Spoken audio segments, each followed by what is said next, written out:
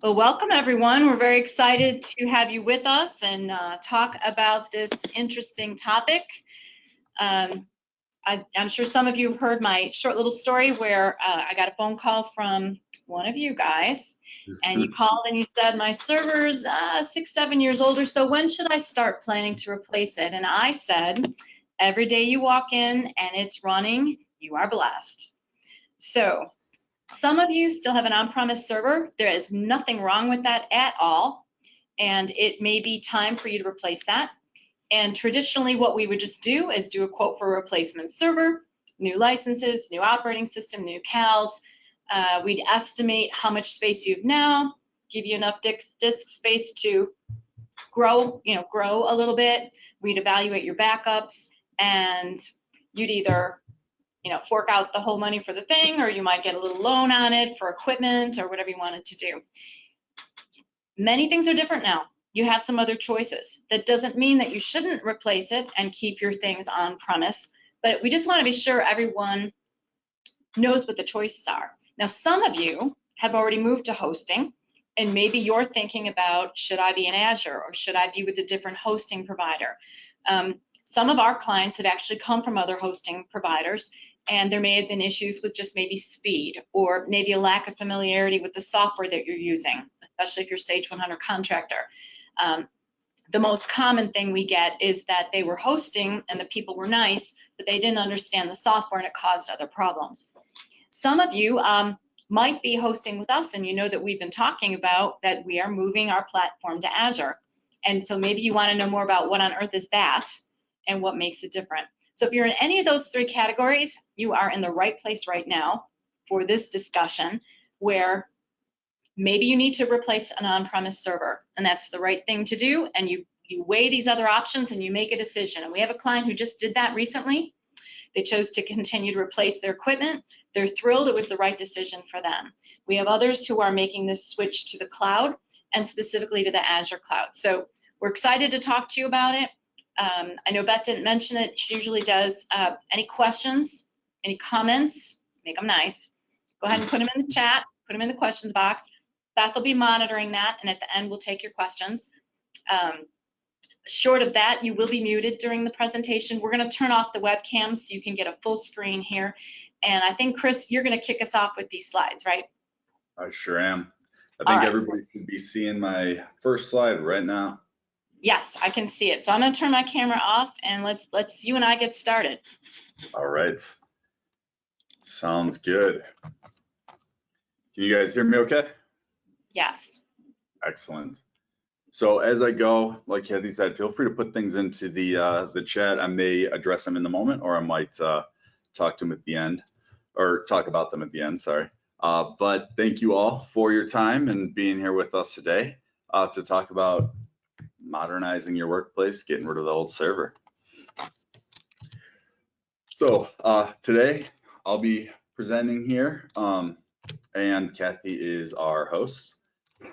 Most of you know us, but for those of you that don't, I'm the program design director, and Kathy's the co-founder and president. So I hear this all the time when I say, why do you have a server? I say, we need a server. Well, why? Because this is the answer I get most of the time when I ask people like what they really need their server for. And I feel like a lot of people are in the position where, you have your office, somewhere in your office, there's a long dark hallway, and there's a vault that no one ever goes into, or a security door or something that's locked, and one person has a key. And then there's a black box of a server, and then that's it. So this is pretty much a lot of people's kind of understanding of what their server does. They feel like they need it because they're business and they have it. And 10 years ago, that was 100% true. It was really critical, but times have changed a little bit. So what does your server actually do? The obvious one is your business apps, things like Sage 100 Contractor or Sage Paperless or some special software. There are certain programs that just need a place to run. They have to have a computer on a network that people can connect to operate. makes total sense, and that will probably be a requirement for the foreseeable future. Somewhere these programs need to run. Your servers also typically have file storage. A lot of people have user drives, like a drive that each user can kind of keep their own stuff in. It's not really shared with anybody, but it's a way for them to be able to get to what they need no matter what computer they are on. There's also network shares. So a lot of people have like a P drive or an H drive or an S drive, something where you put in all your files like your payroll, your HR, your job site files, your project work, your marketing materials or sales documents. Those all need to live somewhere, and the server is a pretty common place to put them. I think a lot of times people don't think about as much, but most people have is some sort of identity. So like your user accounts and your domain joined devices. So a lot of people kind of take this for granted, but if you walk up to a computer at your office and you go and you log into it, you get in. If you walk up to the computer next to it and you log into it, you get in with the same password. That's your domain. And you get one user account and it works across your domain. So your laptops, your computers, you can imagine the absolute insanity that you would have to deal with if you had a different login for every computer at your office, and those all had to be maintained individually. People already complain about how many logins they have, so that would be pretty brutal. But this is the other thing that many people's servers do on site. So before you go on, Chris, I guess one of the other things that people probably know but maybe don't think about their server is it actually routes everyone's traffic in your network out through the firewall. So it provides that central place that where you would log in where this data and such is, and from there traffic goes in and out to the internet through your firewall. So it's kind of a point of contact there instead of each and every computer having to go out randomly by itself and hope you got it protected. The server acts as a gateway. Would you call it a gateway? It feels like it's a gateway, Chris. Sometimes it can be a gateway if you have it set up that way. Some people do set up a gateway in that way. Other people will route it through their firewall, and that's going to depend on the company setup.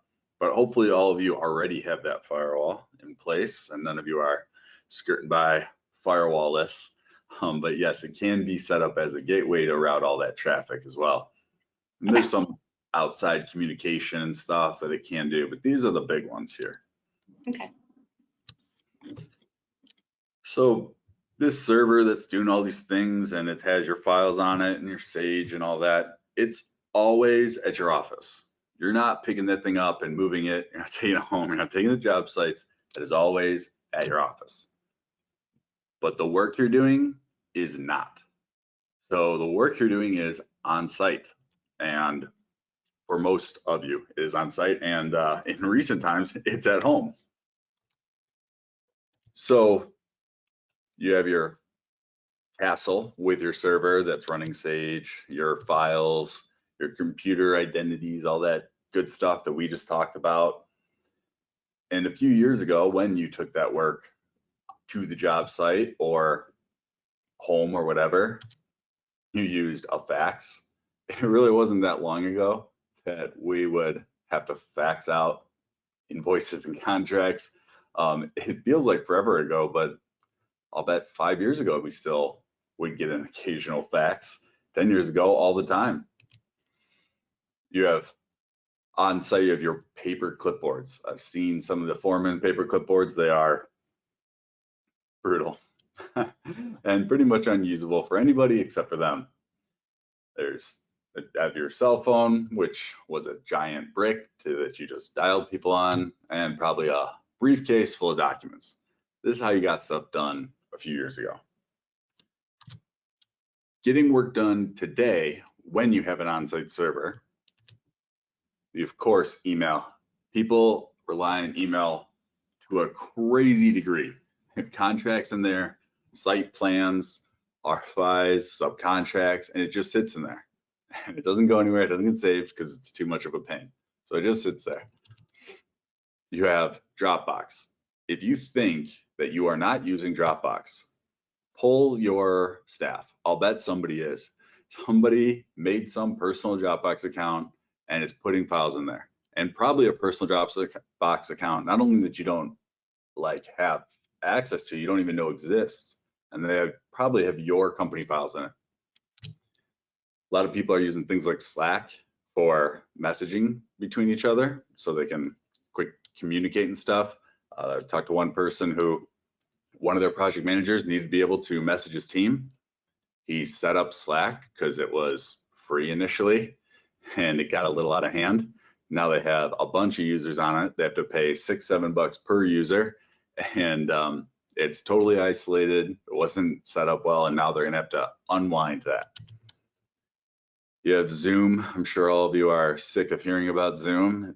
You all know you're on it, and that's how you're getting a lot of stuff done right now. And then Android, iOS, all the different apps that people put on their phones to get stuff done. So a lot of these things are kind of set up as like a shadow IT and under personal accounts, not fully implemented. And basically by having that moat around your server, these things just spring up. People find workarounds. So this is probably what's happening right now for everybody today. So what does it really take to keep your server on site? If you wanted to make a very robust server that would allow you to work remotely, would allow you to connect to things, you obviously need a server. You need storage. You need high availability network switches. You need high availability firewalls. You need a backup and disaster recovery device, redundant internet lines, VMware licenses, server licenses, RDS licenses. You're gonna need gateway VMs for your RDS connections, a terminal server. You're gonna need Active Directory.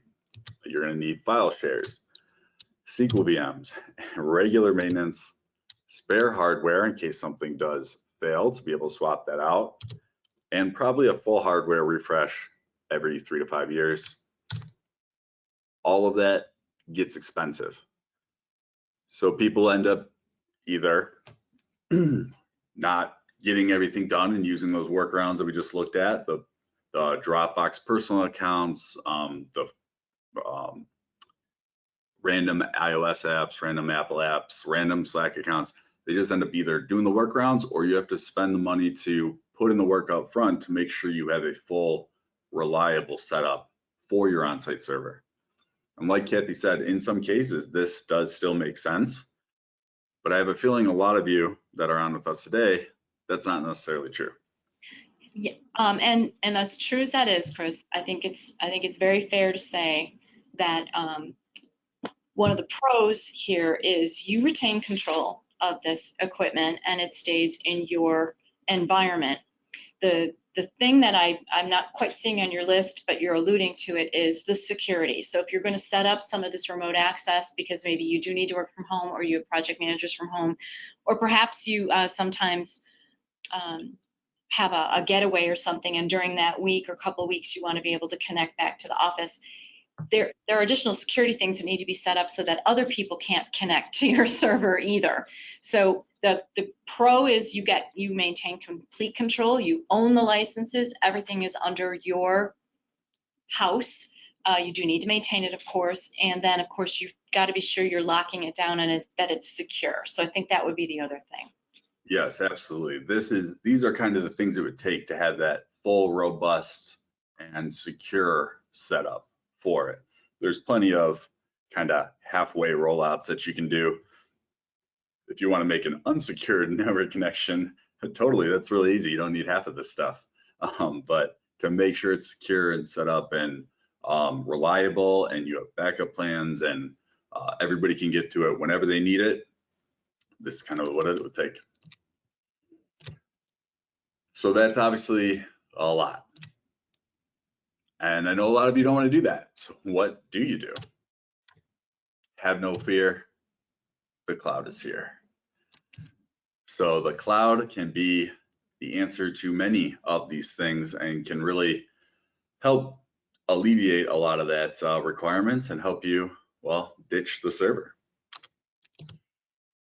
So how do you get there? you're working out there on your stone tablets, your 10-year-old server that's hanging in by a thread. It's got duct tape holding everything together.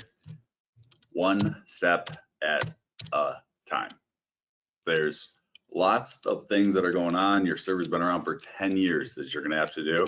So taking it just one bite at a time makes it a really easy kind of process to kind of move over to a cloud environment and allow you to get rid of a server.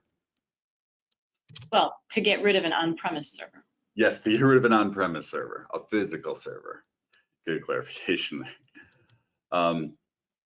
So step one in the cloud journey, you got to get ready. So get your pen and paper out because you're still working on that pen and paper. So figuring out what business apps do you actually need. Sage 100 Contractor, Sage Paperless, these are really common ones that come up, but everybody's got their own requirements. There's estimating tools, there's some CRM tools are still running on there, and just whatever you need. And work with your IT person or us if you are already working with us to figure out exactly what those programs are that need a server. It would just be a cloud server. What other supporting programs do you need? This is one that gets overlooked a lot. So if you put Sage 100 Contract in the cloud, but you don't have the Microsoft apps like Excel and stuff, or if you're using Adobe Pro every day, or if you have some custom software, some of those things need to go with it. As long as you plan on them ahead of time and kind of take the time to identify them, it's super smooth and easy and can be very seamless. If you don't, your users will probably be a little irritated with you when you switch over to the cloud and you're missing something. Yeah, we often refer to that as an inventory. So taking an inventory, what do we have? What do we need? What are we using? You might even find when you take an inventory that you got stuff out there that no one's using anymore. That often comes up too, an old accounting program that you haven't used in 10 years and it's the installations are still there, or old versions of other programs that you are using. So take a look and see what's out there. Are you still using it? Do you still need it? And is all of it need to be moved? Absolutely, yes. Sometimes you can get rid of a few things. Sometimes you can clean up a few things. Sometimes you can update a few things. I've seen a lot of Adobe 10s out there, which was end of life in 2016, I think it was, when Adobe Pro 10. So maybe time to revamp a couple things too. Determining which cloud option is the best for you. There are a ton of them, but obviously Syscon's is the best. That's pretty clear. But there are a lot of options from a lot of different vendors, and you can go many different directions. Also determining what the core Microsoft 365 services you need. So things like SharePoint, Teams, Planner, Project, Power BI, making sure you have an idea of what you're going to need there. And having a plan of how you're going to manage and back up all those services. So, you can have them available. It's just a couple clicks of a button. Making sure they're set up well and managed and maintained and everything. That does take a little bit of planning. But for those of you that work with us, we have you covered on that. And figuring out what your timeline is. And if you say right now or tomorrow, that doesn't count. Figuring out what your realistic timeline is, what you would actually need and when you would need what and what you need to do. If your server is one of those hanging on by duct tape, your timeline is going to be ASAP. Yeah, but even at that though, as you're thinking about your timeline, don't only think about the fact that you need to make these changes. Take into consideration the timeline with the kind of people that you have on your staff and who's going to be impacted.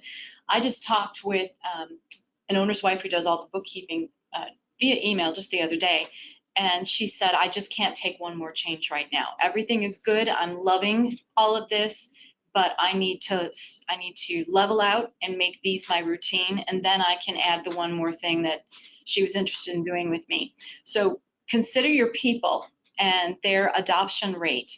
Are they still using flip phones? Or, do you have people with tablets? So they're using them out in the field. what is the impact of making these changes? And there are quite a few here he's got listed.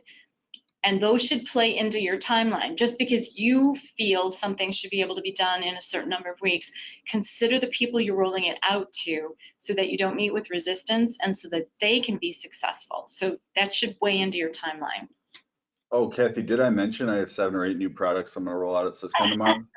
Well, okay, so I'll admit, I'm one of these people that I say to Chris, do not tell me about another new program just yet. I am at saturation. I would like to get comfortable with the things that I've got here, make them into my routine, and then you can tell me about the new idea that you have. So there are saturation points for people, so consider that in your timeline. Thank you for reminding me.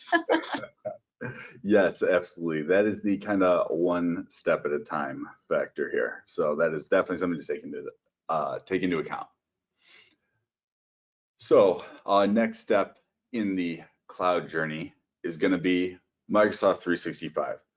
This is really a fundamental piece in pretty much every modern company. Even people that are fully into the Google environment, the Google Workplace thing, they still have a Microsoft 365 element in most cases. So you need to do something like set up your Microsoft 365 environment. Some of you also probably already have this set up for one thing or another, but getting your users created.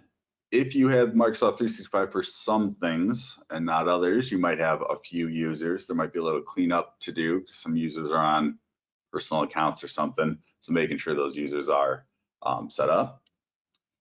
Getting the licenses you need, and you already planned out what services you're going to use in step 1, so you'll know exactly what you need. And moving your email. Email's a pretty fundamental one, so that's a really great place to start and get everybody connected. And it's not too big of a change for the users either, but you'll know they have accounts and they work and all that. Little bonus option, if you want to roll out Microsoft Teams at this point, that can be a pretty easy one to roll out in a lot of cases. I talked to one person, they had just started using Teams. I said, oh, how'd you like that? How'd you roll it out? I said, we sent a 2-minute video from lynda.com to everybody, and then we gave them and that was it. That was the whole thing. So it can be easy if you're using the basic, just like chat function. If you want to use it in a little more depth, you might take a little more planning. If you want more info on the Microsoft 365, we could do a whole webinar on it. So we did do a whole webinar on it. We have a Toward to Microsoft 365 webinar, so you can ask us for that recording too, if you want more info and more details on it. And just real quick, back to your other thing for a quick second. Another piece is the backups. So once you've migrated your email, it needs to be backed up. So right now, if you have a hosted Exchange server or something like that, and you're going to migrate your email to 365, it's being backed up right now. When you go to 365, you need it backed up. If you're doing this with us, that's just going to be part of what we're talking to you about. If you've already got some existing accounts and you think you don't need this step, I would ask you, are your 365 accounts backed up? The backups include not only the email, but anything that might be on your OneDrive or SharePoint, other things that are in this Tour to Microsoft. Backups are not optional. They are in the sense that you can choose not to do it, but that's an unnecessary risk. You are backing up your local server and local email that you have now. When you move it, it still needs to be backed up. Yes, absolutely. And you would have picked your backup option, hopefully, in step 1 if you were following along with and getting all the little pieces done of each step. So you should be ready to roll that out as you migrate your email. So just a real quickie about Microsoft Teams here. For those of you that have not actually seen it or what it looks like, this is what it looks like here. Teams has a Teams element to it, which is my least favorite part of it, is that you have a Teams team. It's different, where you can have like group conversations, and then there's chat for quick conversations, which can replace like text messaging and Slack or Hangouts if you're using any of those. So that can be nice. Video and voice calls with screen sharing, which can often replace Zoom or TeamViewer or things like that if you're using those. it's very deeply integrated with the other Microsoft 365 services. So if you need to you already have your email on there, you would log in with the same account and have the same contacts and all that good stuff. And there's a nice little search in here to find what you need. There is an option to add business voice to it, so like your voice over IP, but that would definitely be a phase 2 thing. So don't show that too much. We did it as a phase 2. So we started with Teams, let everyone kind of get comfortable with that, and then we did add the voice one so that we could test it, and it's been really great, I think. Yeah, I've been a big fan. But there is an additional charge. So. Yes, there is. Next up on the cloud journey, that next step in the ladder there is business apps. So those are the Sage, the Sage Wire Contract, or the Sage Paperless. So you'll need to set up your new cloud environment for your business apps. You need a place to put them. Then you'll need to migrate those apps, the Sage Wire Contract and the other apps, over to your environment, get everything set up. It has all the inventory programs that you need, and make sure that that is good to go. We've been providing cloud environments for our clients for over a decade.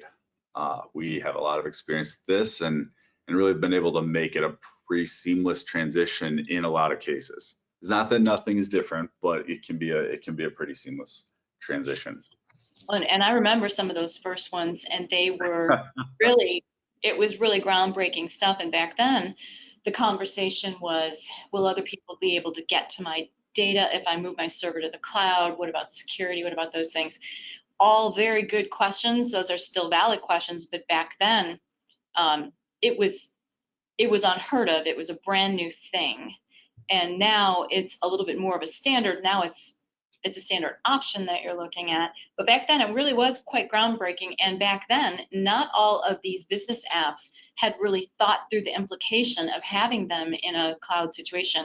In fact, I remember Sage had made a license change that made it nearly impossible to have enough licenses if you were working in a Citrix environment. And these things had not been worked out at that time. Way smoother now, way smoother. So if you looked at this 5 years ago, 6 years ago, and said, no way, much has changed. Yeah, even if you looked at this 2 years ago, much has changed. There was a lot of improvements, and it was improving at a pretty rapid pace pre-COVID. So the COVID shutdown made things exponentially increase. A lot of people say there was kind of like 5 years of modernization in 5 months. So it's pretty great. Looking at a little bit of the options of specifically our cloud environment here. One of the most common ways to have a cloud environment is basically a cloud desktop.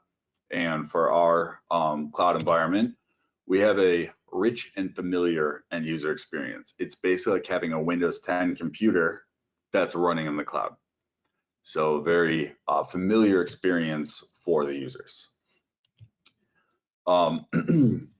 And if you are currently in a cloud environment, or you've ever looked at one, if you ever tried to open a photo on a server, it opens in Paint, and you don't have the option to do something simple like use Microsoft Photos. These are a lot of things you don't really think about until it's too late.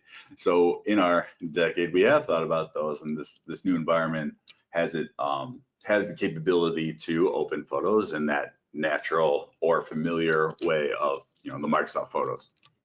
Yeah, I do remember one of the most common things we got was people did not know necessarily how to log out then, because they were in a hosted server, and moving around on a server is different. How you log out, how you look things up was different. And what I love about these newer products is you log in and it looks like a desktop. You sign in, you sign out, you search, you do all the things you would do on your local Windows 10 machine anyway. It looks very similar, but you're actually in that cloud. Yeah, exactly. And having the option to have a Windows 10 style environment in the cloud has been around for a while. However, it used to be extremely expensive prior to this, some of these newer technologies, because you had to have a different virtual machine, virtual computer for every person. And now with our new cloud desktops type environment, it is a much better, it is a terminal server style environment, which a lot of people put on site, which means that more than one person can log into the same computer at the same time, but they can't get to each other's stuff or anything. It's just a way to be cost efficient. This also has full support for modern apps. So things like OneDrive and SharePoint and all that stuff, those don't necessarily function the same way on a cloud environment as they will on your local computer. With this cloud desktops experience, it will be fully supported, and any program that runs on Windows 10 will run in this environment. This cloud desktop style setup that we use is also only available in Azure. This version, this operating system can't be done on premise, can't be done in AWS or any of the other cloud providers. It's exclusive to the Azure environment, which is one of the reasons we chose Azure as our cloud provider. Another thing that we offer in our environments is remote apps. So remote apps basically look like they're running on your computer, but they're actually running the cloud. So it has the feel like it's running literally on your local computer. But when you click a button or when you save an item, all the processing, when you run a report, all that processing power happens in the cloud, which also means your data stays in the cloud. So you get a pretty secure, setup that way. It even means that you can log into it from a personal computer without any concerns about that computer having a virus or something. You can securely access this from any device, and the remote apps version is great for the light Sage users. For the power users, the people that are in it every minute of every day, they're probably going to want to go with the cloud desktop app, but in both cases, they're totally optional. So you can have both available, and each user can choose which one works the best for you. So you would get a little launcher that you would log into, and it would come up with your whatever remote apps that you have available to your users. So they can even like open Microsoft Word in the cloud, and it would look like it was running locally. But most of the time, it's Sage One Contractor is the big one. So also some other great stuff in our cloud environment.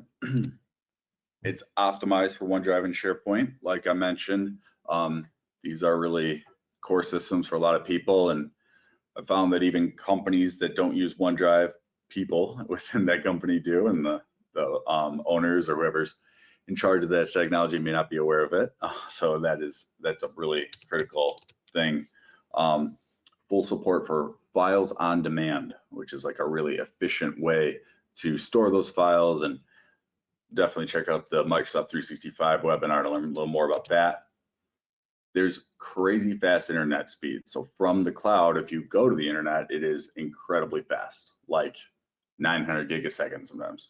You mean when you're logged into this Azure cloud environment and you launch a browser?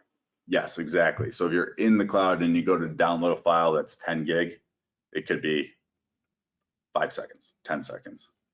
Try to do it from your home computer, it's going to be an hour. There's full feature native client for Windows and Mac OS. So for those of you that have some of their people using Macs, that can be kind of a painful experience when you're using Sage One Contractor or with cloud environments. So this new cloud environment that we offer for our clients as fully supports connecting from Mac machines. And then you can log in with your Microsoft 365 account. It's full support for MFA, which is multi-factor authentication. This is a huge security factor. So if I have a bunch of people and they all have access to this cloud environment and someone uses maybe not the best password or reuses a password, the password gets hacked and hacker gets it, like, oh, I'm gonna get in there. They go, they log in, they have the username, they have the password, they hit log in, and then they get prompted for the MFA, the multi-factor authentication.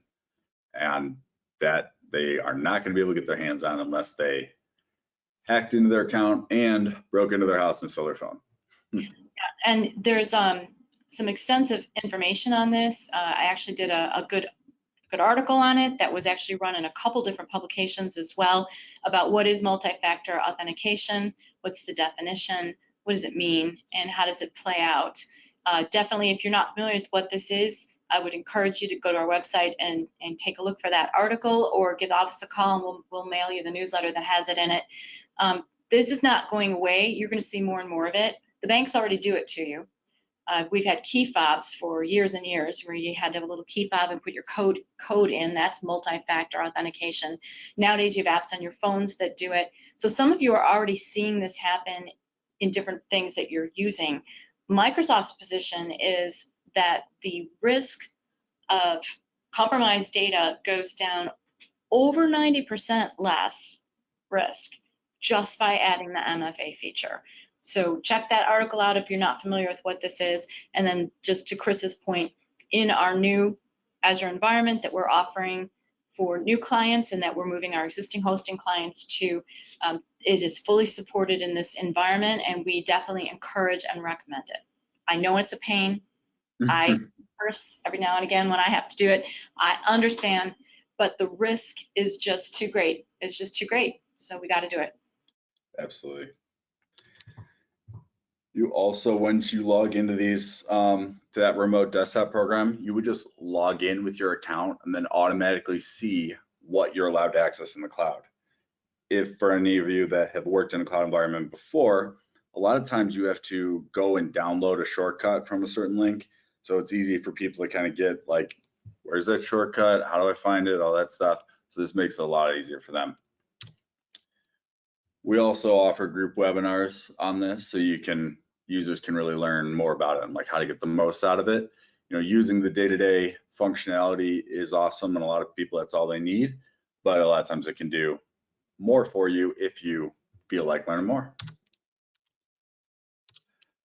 All right, next step on the cloud journey here, files and storage.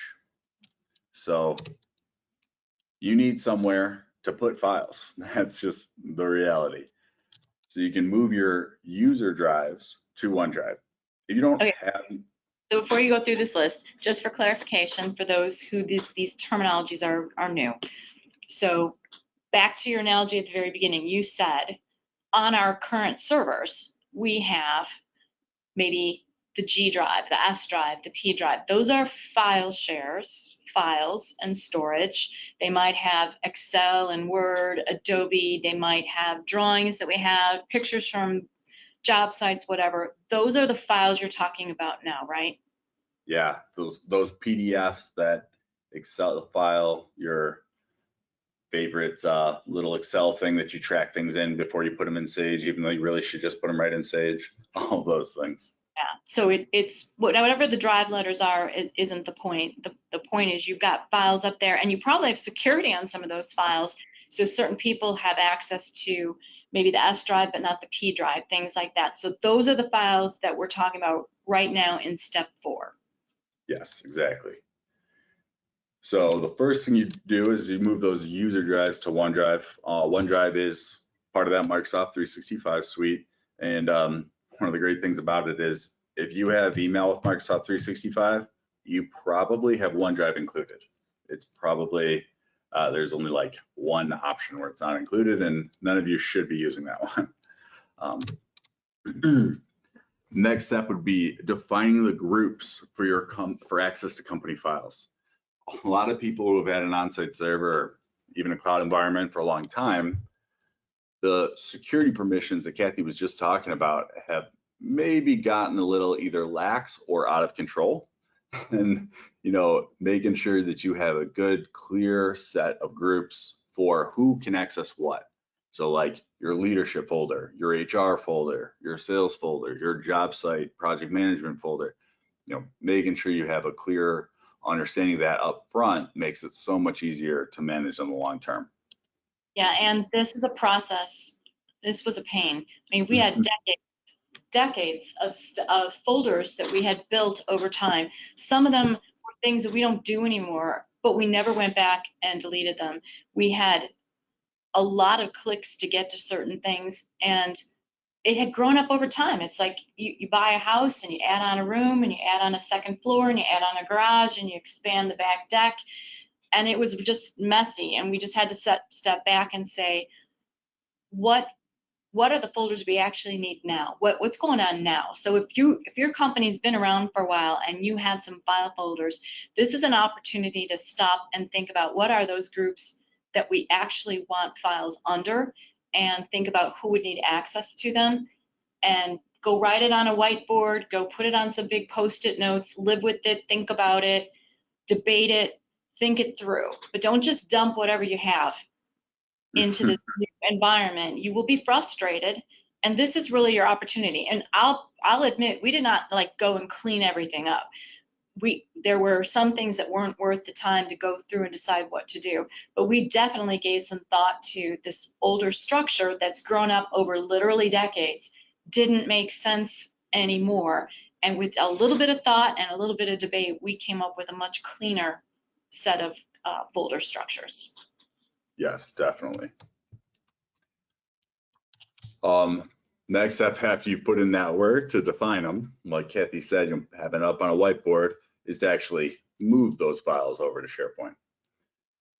And we're going to take a quick look at OneDrive and SharePoint, very quick. I know we're running a little long on time, so if you want a little longer explanation of them, definitely check out the other Microsoft 365 specific webinar.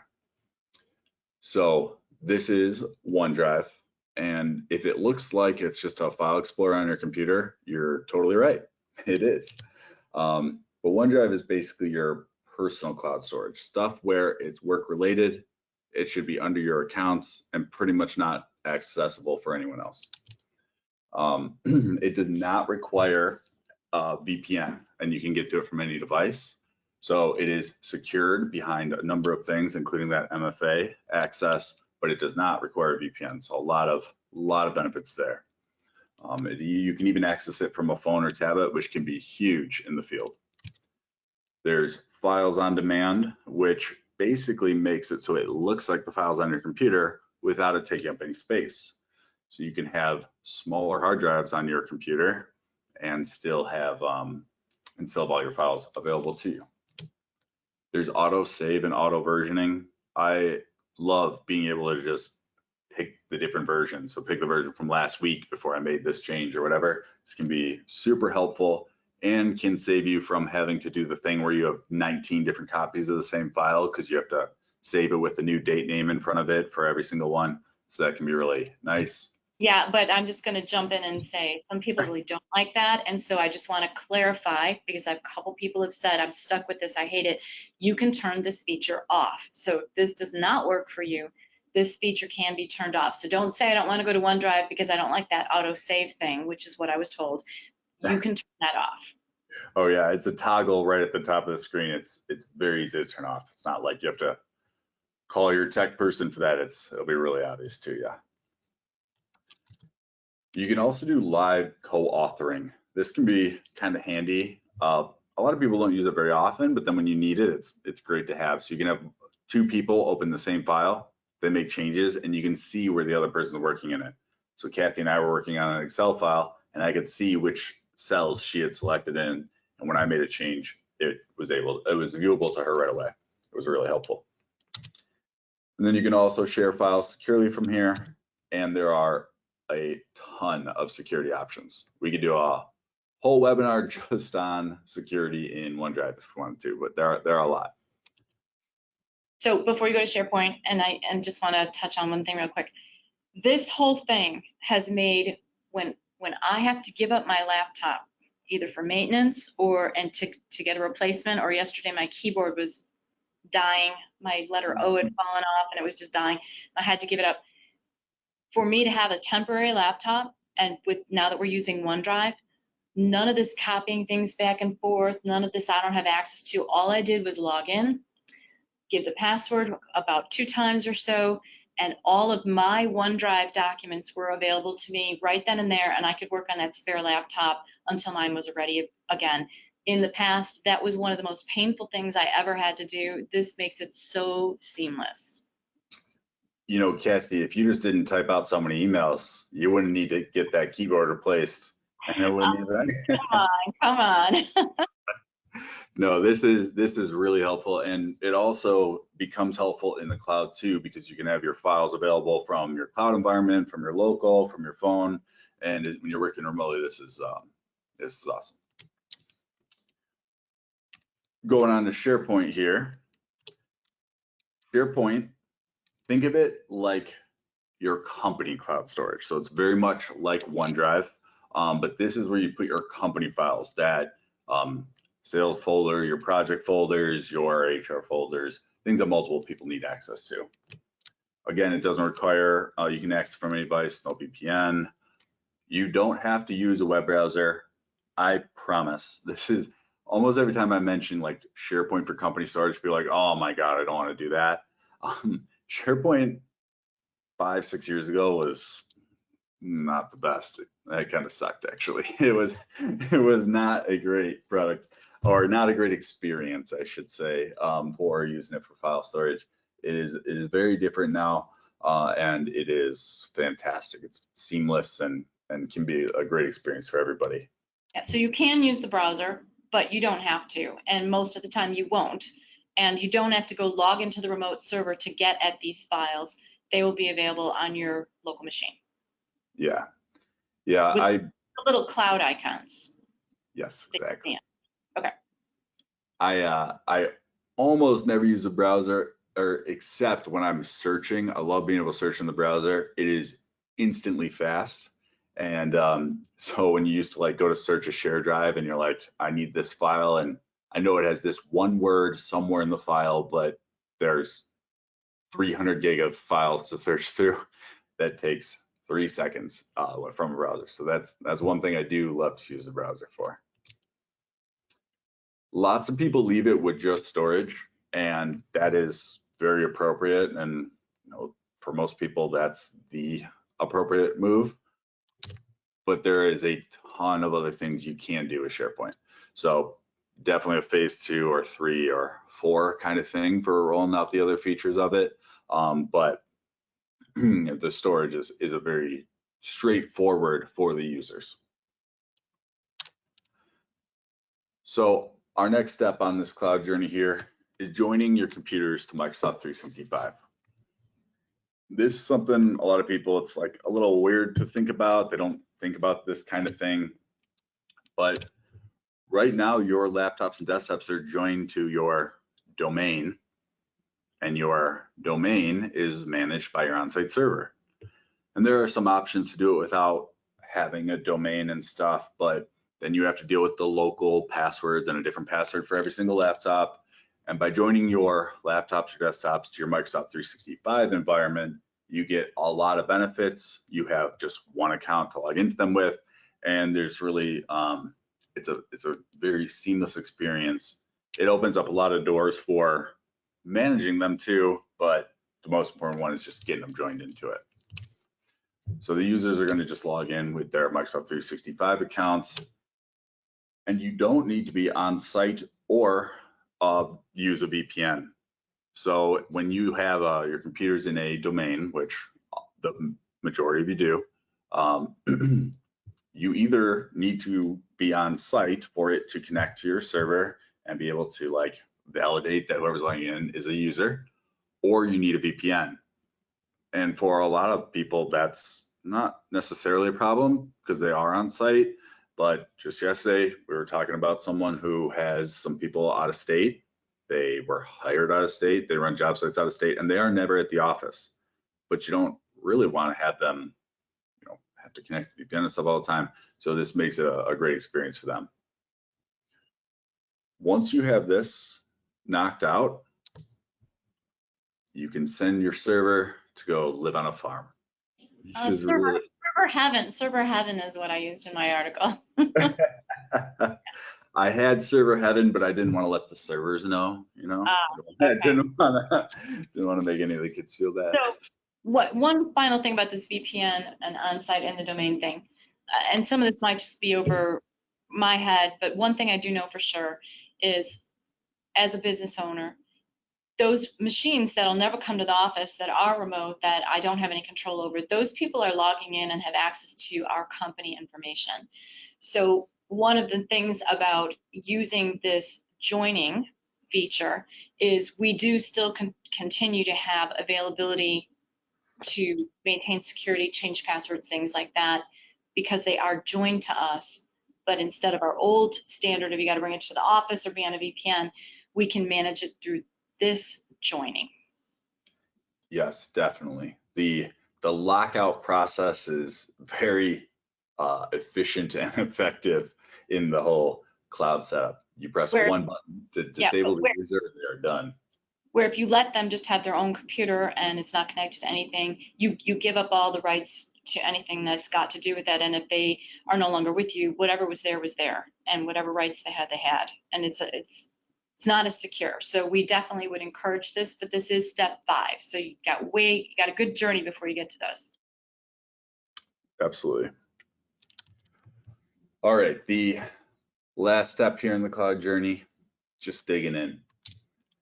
So enjoy your seamless work experience. It's great, revel in it. You did all the work, you're there. Don't forget to enjoy it. Check out all the great features and capabilities. So there are many things that you can do in these cloud setups that you can't do on premise, and they're there, they're ready for you, and they're in place, available. You don't have to roll something out. You don't have to, there are a lot of features and capabilities that are just there, like the search one I mentioned. You don't have to do a big rollout for that. Just you can search now and it can be instant. So check those out.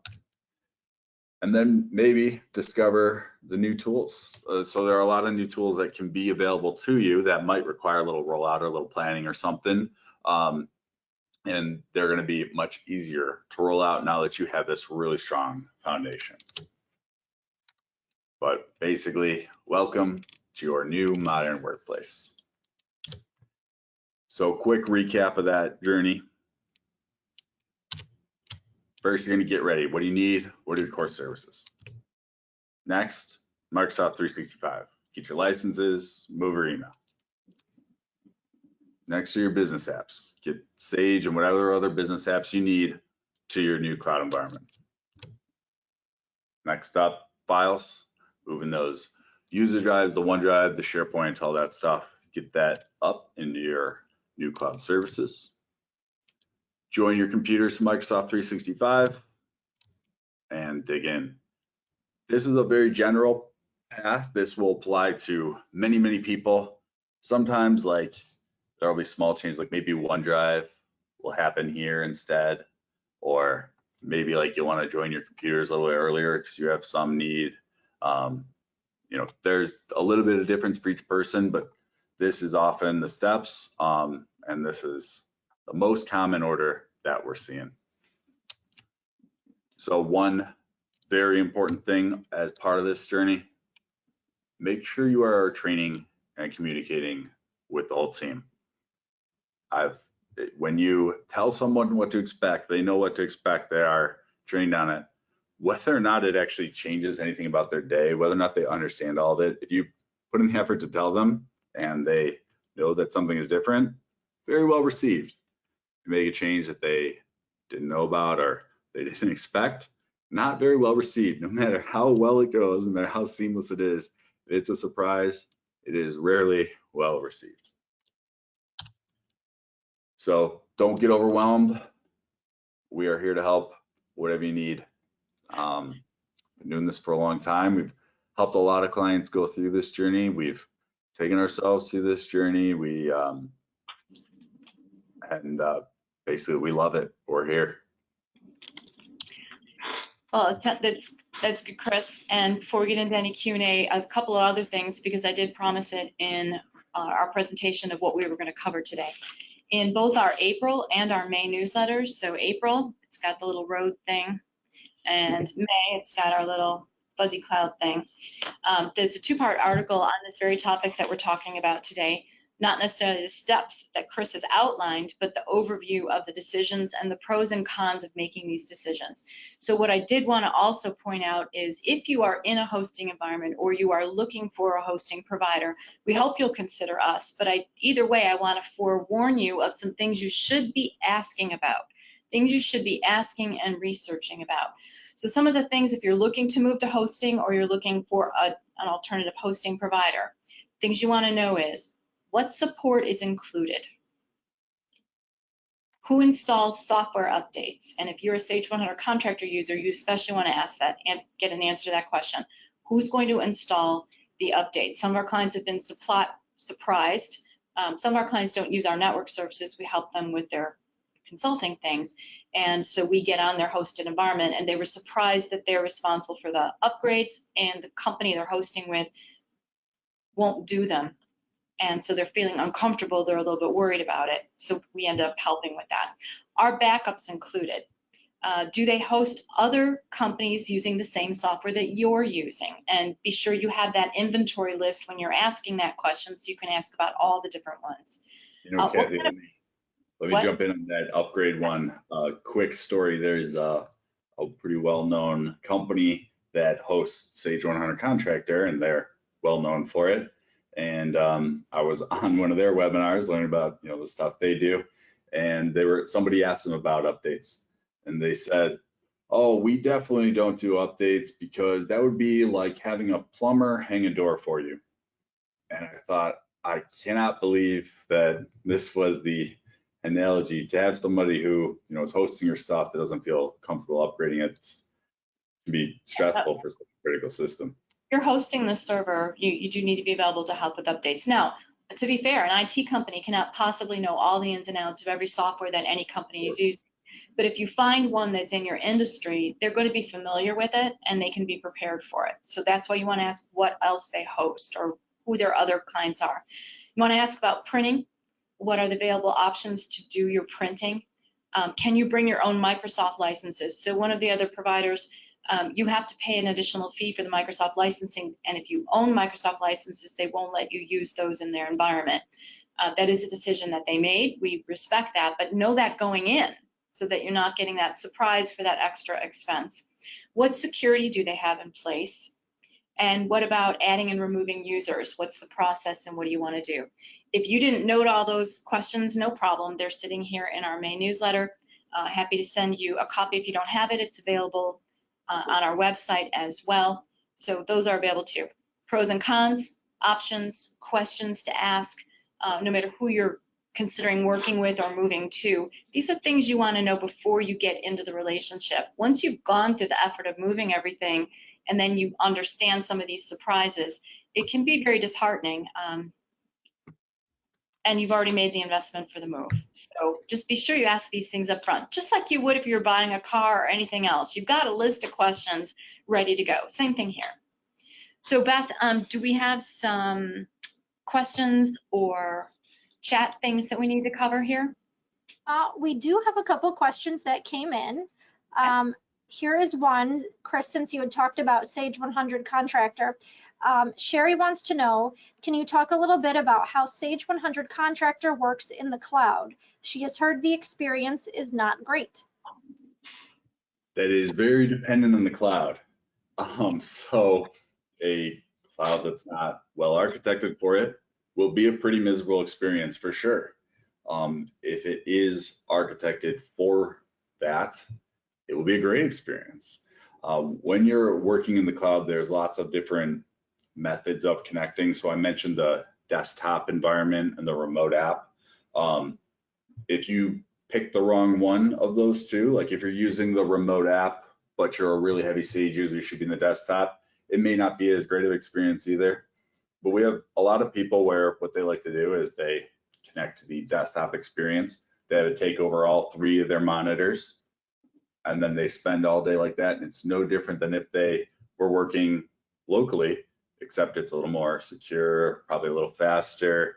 Everything's in one place, it's all backed up.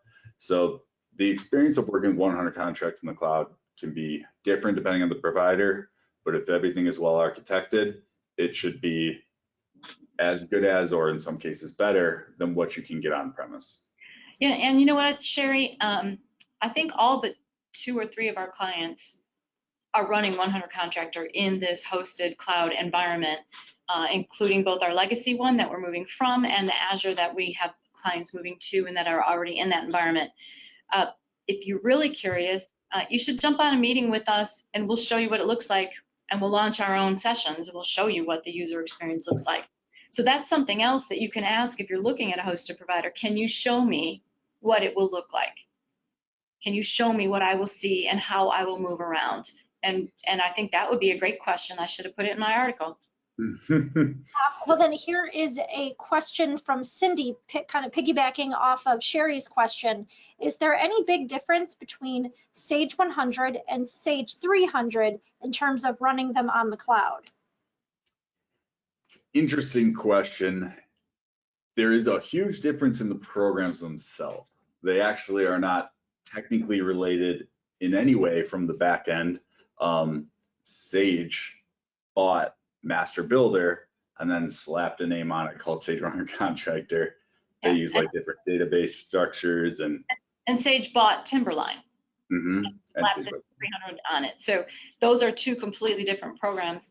But from the perspective of the cloud, though, the resources that they'll need are going to be different.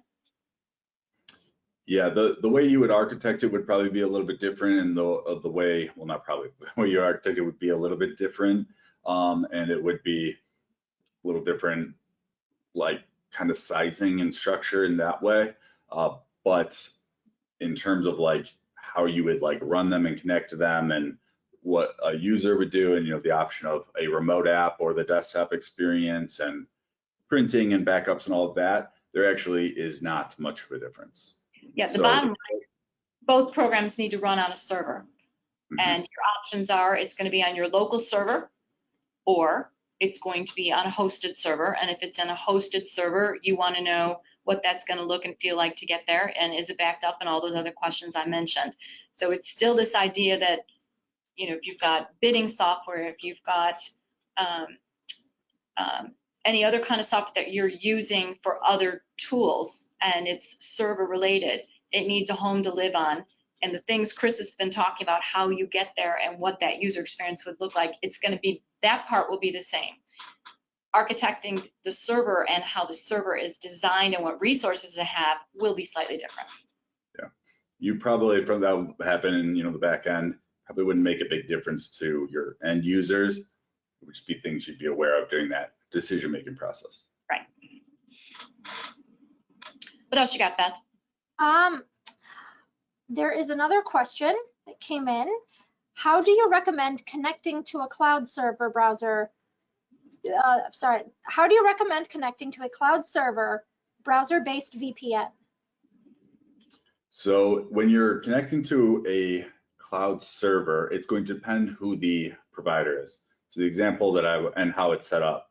So the example I was showing you, the way we set it up, you would never use a VPN because everything runs through what's called gateways, RDS gateways or gateway servers, and they handle everything in a, I would say, more secure way than a VPN actually could. It has some extra capabilities in that way. So you would never actually use a VPN to connect. You would just open the program.